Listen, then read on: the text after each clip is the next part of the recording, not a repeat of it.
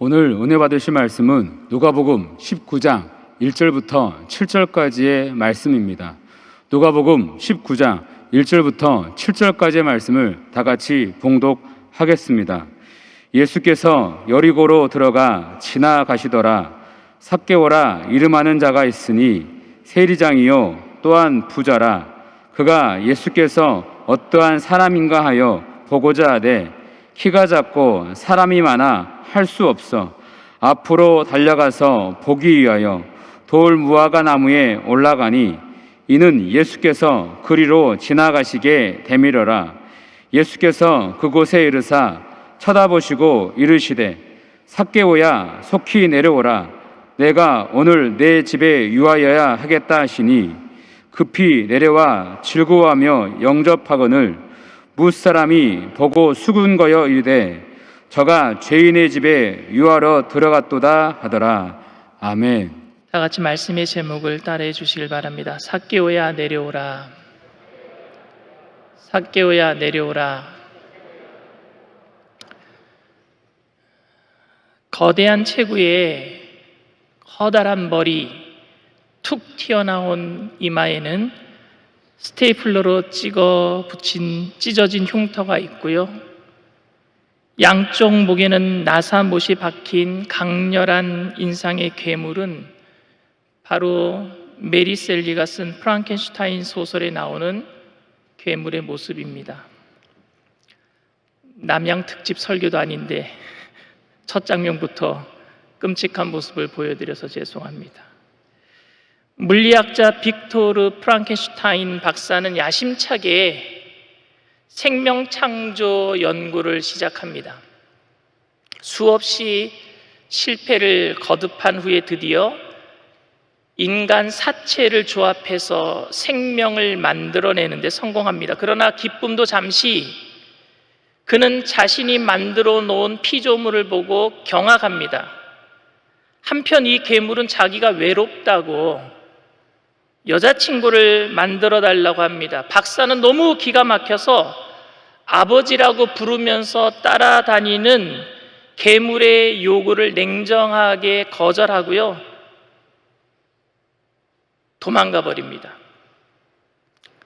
괴물은 자신을 버린 비정한 아버지에게 복수하기 위해서 그 박사의 동생도 죽이고 박사의 아내도 죽이고요, 그리고 북극으로 떠나버립니다. 박사는 괴물에게 복수하기 위해서 북극으로 괴물을 죽이기 위해서 찾아가다가 결국 배 안에서 참혹한 죽음을 맞이하고요, 괴물도 이후에 사라짐으로 이야기가 종결되는 것이 프랑켄슈타인이라는 소설입니다. 창조자와 피조물 사이에 불편한 증오, 복수, 그리고 죽음, 이런 비극이 왜 일어나게 된 것일까요, 여러분? 어디에서부터 어긋난 것이라고 여러분들 생각하십니까? 그것은 빅토르 프랑켄슈타인 박사가 자신이 만든 피조물에게 철저하게 무관심했기 때문입니다. 무관심은 가장 비인간적인 요소입니다. 사랑에 좌절한 것이 미움이라면 그 미움이 나중에 죽고 나면 뭐가 되느냐? 관심도 없는 무관심이 되는 것인데, 그래서 사랑의 죽음을 저는 무관심이라고 얘기하고 싶습니다. 사랑을 받지 못한 사람은 여러분 괴물이 되고 맙니다.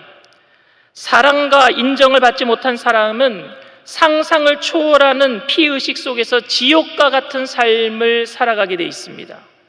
그리고 사랑과 인정을 받기 위해 미친 존재감을 나타내기 위해서 괴물과 같은 행동을 서슴없이 하게 되는 거예요.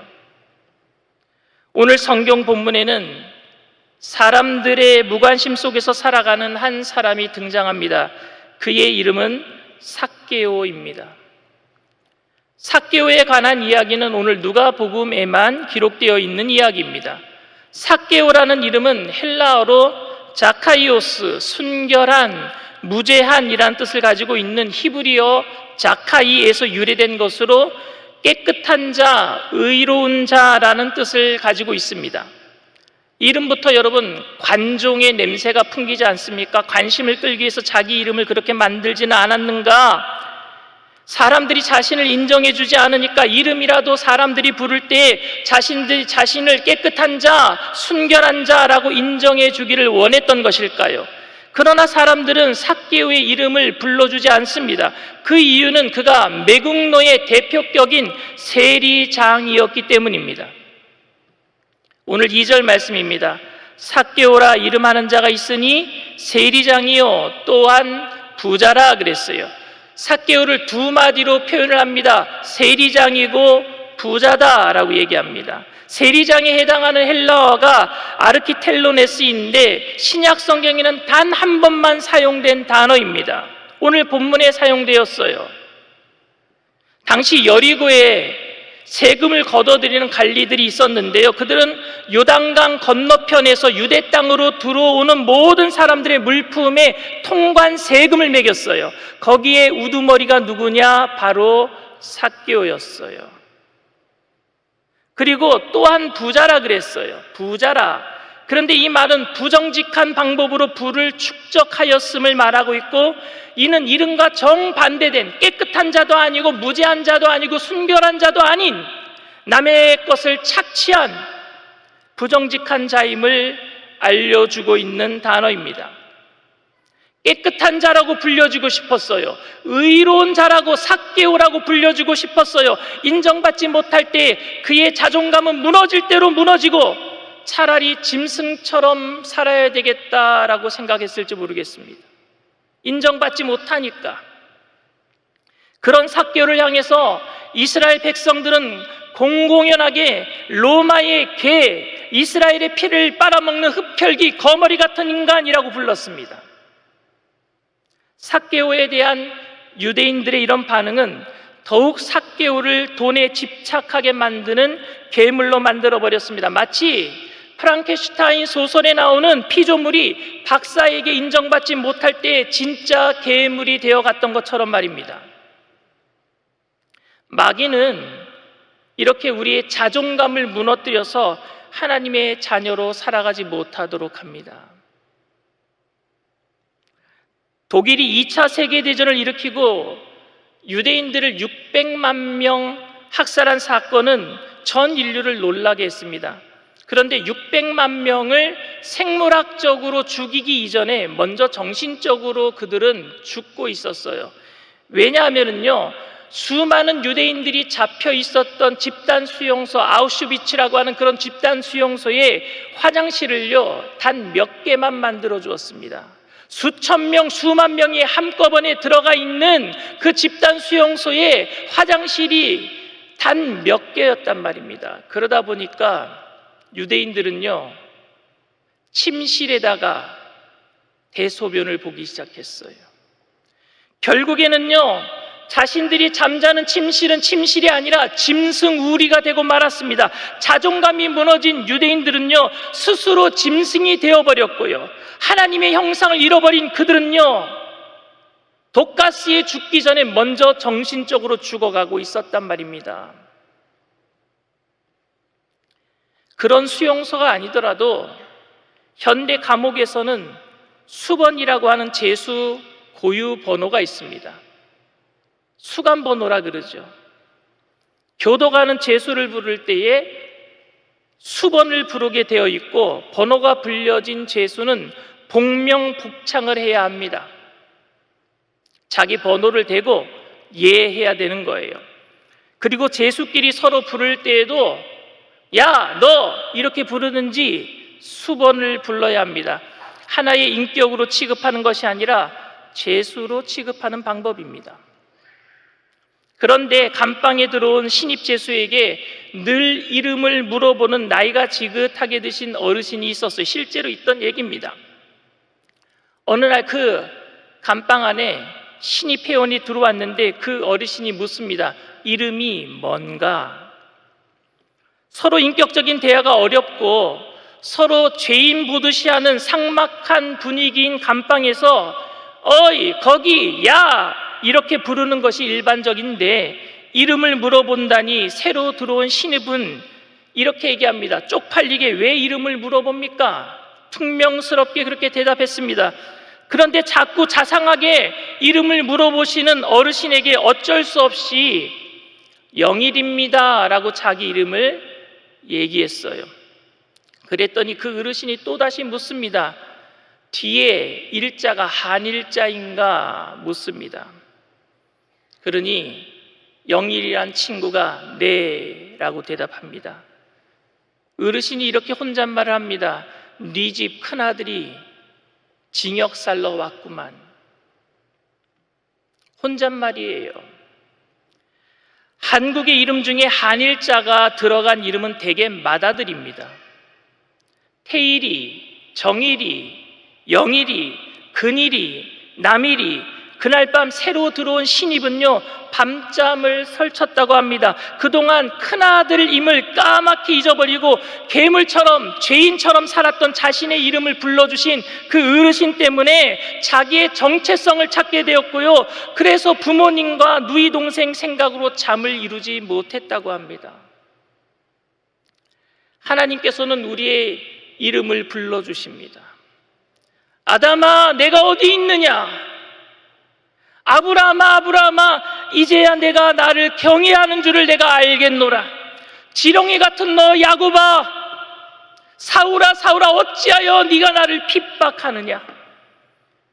이름을 불러주심은 우리를 혼내기 위함이 아니라 관계의 시작인 줄 믿습니다. 관계가 시작이 되는 거예요. 인격적인 관계가 시작된단 말입니다. 아무도 자신의 이름을 불러주지 않고 무관심 속에 내버려진 인생이었던 삭개오는 점점 재물에 대한 괴물로 변해가고 있었습니다. 그러던 중에 예수님께서 여리고에 오신다라는 소식을 듣게 됩니다. 예수님의 모든 일거수일투족은 이스라엘 백성들의 초미의 관심사였습니다. 그래서 삭개오도 그분이 어떤 분인지 궁금해서 거리로 나왔습니다. 그러나 사람들이 틈을 주지 않았어요. 도저히 보일 수가 없습니다. 사람들보다도 키가 한참 작았던 삭개오는 예수님을 멀리서라도 보기 위해서 돌무화과 나무 위로 올라가서 보기로 결정하였습니다. 오늘 3절 말씀입니다. 3절 4절 말씀. 그가 예수께서 어떠한 사람인가요 보고자 하되 키가 작고 사람이 많아 할 수 없어 앞으로 달려가서 보기 위하여 돌무화과 나무에 올라가니 이는 예수께서 그리로 지나가시게 됨이러라. 그가 예수께서 어떠한 사람인가 하여 보고자 하되라는 헬라어 원어 속에는 집요하게 찾아라는 의미가 담겨져 있습니다.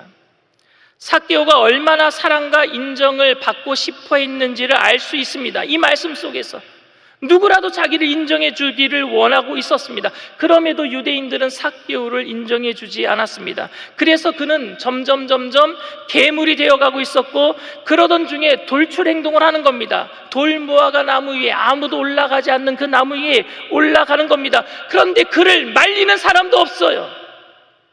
그것이 더욱 그를 슬프게 만들었습니다. 왜? 없는 사람 취급하니까요. 그림자 취급하니까요. 세상에는 세 종류의 사람이 있다고 합니다. 첫 번째가 꼭 필요한 사람, 두 번째가 있으나 마나한 사람, 세 번째가 절대 있어서는 안 되는 사람. 그런데 여러분들은 지금 꼭 필요한 사람입니까? 아니면 있으나 마나한 사람입니까? 아니면 다른 사람에게 절대 있어서는 안 되는 사람입니까?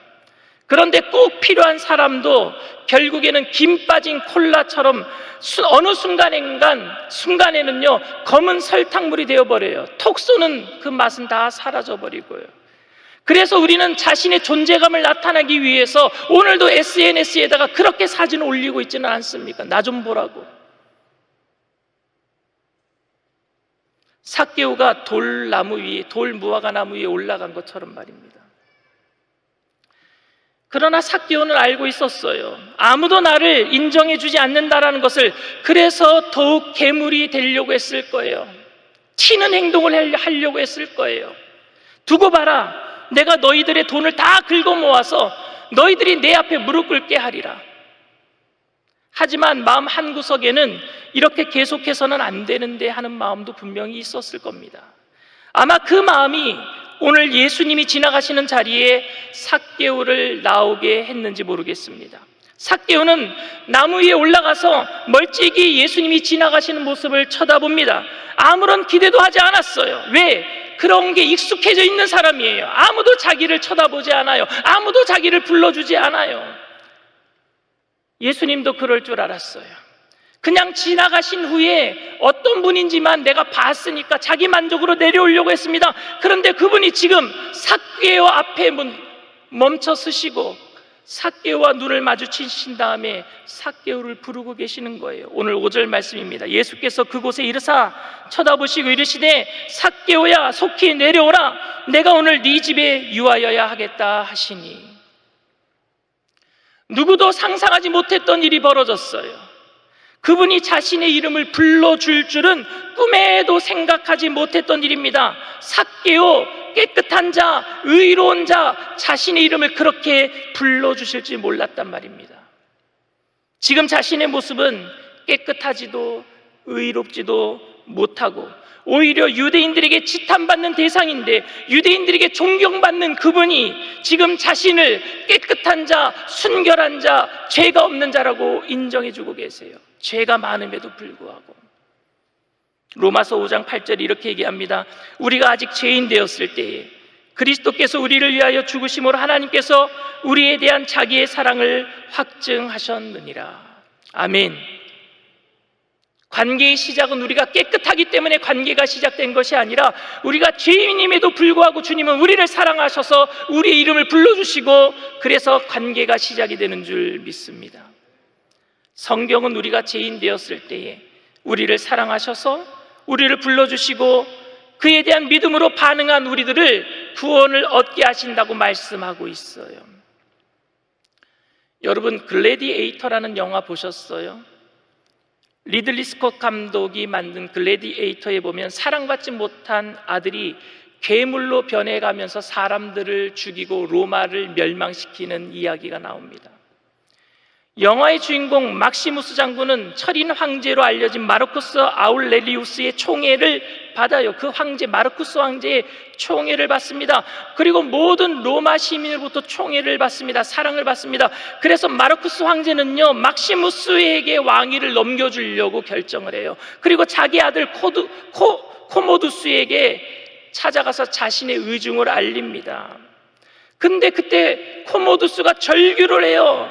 당신은 절 아들로 원하지 않는 겁니다. 전 아버지가 자랑스럽도록 아버지를 기쁘게 하기 위해서 노력했는데 아버지는 따뜻한 말 한마디 저에게 해주신 적이 없습니다. 한 번이라도 저를 안아주셨더라면 평생토록 저는 기뻐했을 겁니다. 내가 무엇이 그토록 싫으신 거예요 하면서 아버지의 목을 졸라 살해합니다. 결국에 황제의 인정을 받지 못한 아들은요, 프랑켄슈타인에 나오는 괴물처럼 변해버려요. 에드워드 기번이라고 하는 사람이 쓴 로마 제국 흥망사에 실제로 코모두스 황제 시대부터 로마는 멸망의 길을 걷게 되었다고 기록하고 있습니다. 사랑과 인정을 받지 못한 사람은 황제가 되었을 때 온 나라가 휘청거리고 비틀거렸다는 것을 알려주고 있습니다.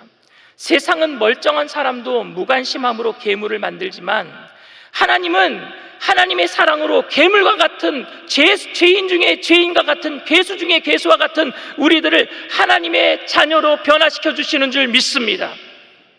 우리가 죄인 되었을 때에 하나님께서는 우리를 사랑하시고 인정해 주시고 우리를 자녀 삼아 주시고 그 은혜에서 우리는 믿음으로 주님 앞에 반응할 수밖에 없는 겁니다. 오늘 6절부터 8절 말씀입니다. 급히 내려와 즐거워하며 영접하거늘 뭇사람이 보고 수군거려 이르되 저가 죄인의 집에 유하러 들어갔도다 하더라. 삭개오가 서서 주께 여짜오되 주여 보시옵소서. 내 소유의 절반을 가난한 자들에게 주겠사오며 만일 누구의 것을 속여 빼앗은 일이 있으면 내 갑절이나 갚겠나이다. 여전히 죄인에게 무관심하고 조소를 보내는 사람들을 뒤로하고 예수님은 삭개오의 집에 들어가십니다.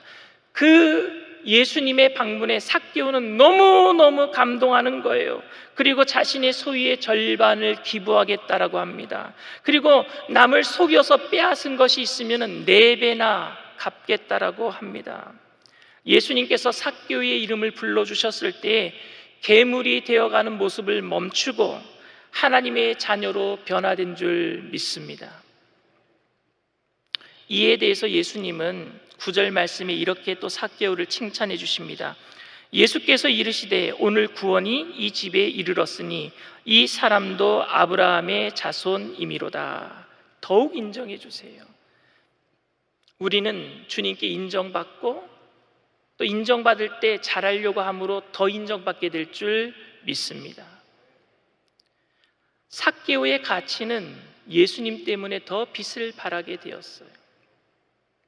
스티븐 코비의 오늘 내 인생의 최고의 날에 나오는 이야기입니다. 남태평양의 키니와타 섬에 자니 링고라고 하는 성실한 청년이 살고 있었어요. 그렇게 신실하고 성실하기로 소문난 이 자니 링고가 섬마을 모든 사람들에게 비웃음거리가 되고 많은 사건이 발생합니다. 그게 뭐냐면 소 8마리로 처녀를 샀기 때문에 그렇습니다. 이 섬에는 결혼할 때 신부의 아버지에게 소로 신부의 값을 매겨서 주는 거예요. 근데 보통이요 4마리 주면 됩니다. 4마리 주면 되는데 8마리라 준 거예요. 그래서 미련한 짓을 했다라는 거죠. 사리타라고 하는 처녀가 있는데 사리타의 아버지 샘카루는요 자신의 딸 사리타가 결혼도 못할 것 같은 거예요. 바보 같은 거예요. 얼굴도 못생겼어요. 그래서 4마리는커녕 2마리라도 좀 받았으면 좋겠다라고 생각하는 거예요. 그런데 자니링고가 와서 이 사리타를 8마리를 주고 데리고 갔어요. 그러니 섬 전체에 바보 같은 짓을 했다라고 소문이 다 났습니다. 그런데 결혼한 후에 얼마 후에 퍼트리샤 맥거라고 하는 사람이 자니링고 집에 찾아간 거예요. 퍼트리샤 맥거가 자니링고 집에 찾아갔다가 사리타를 보고 깜짝 놀랐습니다. 너무너무 아름다운 거예요. 눈과 얼굴에 빛이 나고요, 미소가 가득하고요, 그 당당한 걸음, 아내의 모습에 너무너무 놀란 거예요. 그래서 자니링고에게 이렇게 얘기합니다. 아내의 모습이 정말 아름답습니다. 어떻게 소문과 다르게 이렇게 아름다울 수가 있지요? 라고 얘기할 때에 자니링고가 이렇게 대답했습니다. 결혼 후에 여자들은 남편들이 자기를 소 몇 마리에 사왔다라고 다 이야기를 합니다. 그런데 암소 2마리에 팔려온 여자는 기분이 어떻겠습니까? 저는 사리타의 자존심을 상하게 만들고 싶지 않았습니다. 사리타는요 암소 8마리의 값을 쳐주는 순간 암소 8마리 이상의 값어치로 존재가 바뀌어버린 거예요. 그런데 주님께서는 우리의 가치를 암소 8마리가 아닌 예수님의 생명의 가치로 여겨주시는 줄 믿습니다. 천하보다 귀한 영혼 한 영혼을 위해서 예수님이 오늘도 십자가에 우리를 대속해서 죽으셨다는 사실을 우리가 기억해야 합니다. 우리는 지극히 큰 하나님의 사랑을 받은 택하신 족속, 왕같은 제사장, 거룩한 나라, 하나님의 소유된 백성인 줄 믿습니다. 하나님의 지극한 사랑을 받은 우리는 프랑켄슈타인에 나오는 괴물도 아니고 코모두스도 아니라 아무리 실패하고 넘어져도 여전히 하늘나라의 보물이고 예수 그리스도의 가장 아름다운 꽃인 줄 믿습니다. 그러므로 우리 또한 서로를 예수님의 사랑으로 죄인 되었을 때, 원수 되었을 때에 무관심이 아닌 사랑으로 서로의 의미와 정체성을 찾아주어야 될 줄 믿습니다. 이름이 있으나 잃어버린 자, 살아있으나 없는 것 같은 사람, 그러나 그런 사람도 주님을 만나면 생명의 존재감으로 넘치게 될 줄 믿습니다. 이 세상에 버려진 것 같은 인생도 예수 믿는 사람들을 만나면 하나님의 자녀로 거듭나게 될 줄 믿습니다. 그 일을 위해서 우리를 먼저 믿게 하신 것 아니겠어요? 그 일은 코로나19가 지속돼도 계속되어야 될 줄 믿습니다. 예배가 비대면으로 바뀌고 온라인으로 변해도 그 사역은 계속되어야 될 줄 믿습니다. 살리는 일이란 말입니다. 저와 여러분 모두가 우리가 죄인 되었을 때 우리의 이름을 불러주시며 우리를 하나님의 자녀 삼아주신 그 은혜에 믿음으로 반응하면서 우리 또한 세상 속에 무관심 속에 내던져진 인생을 향해서 예수님의 사랑을 가지고 죄인과 원수까지도 사랑하게 되어서 주님의 영광을 드러내시는 저와 여러분들 다 되시기를 주님의 이름으로 축원을 드립니다. 문제가 있으신 분은 가슴에, 아픈 곳이 있으신 분은 믿음을 가지고 아픈 곳에 손을 얹으시길 바랍니다. 사랑과 은혜가 풍성하신 하나님, 우리의 이름 아시죠? 못난 우리들, 주님의 자녀로서 살아가지 못했던 우리들, 그래도 하나님의 자녀로 불러주시고 우리 이름을 불러주시는 사랑 많으신 아바 아버지께 오늘도 믿음으로 나왔사오니 우리를 불쌍히 여겨주시옵소서. 우리를 긍휼히 여겨주시옵소서. 그 크고 깊은 높고 넓은 그 은혜 한량이 없는데 또 잊어버리고 마귀의 계계에 빠져 무관심 속에 짐승과 같은 삶을 살았던 우리들을 용서하여 주시옵시고 우리를 사랑의 음성으로 불러주시는, 우리 이름을 불러주시는 그 음성에 또 귀 기울이고 나왔사오니 주님 품 안에 안식을 얻게 하여 주시옵소서.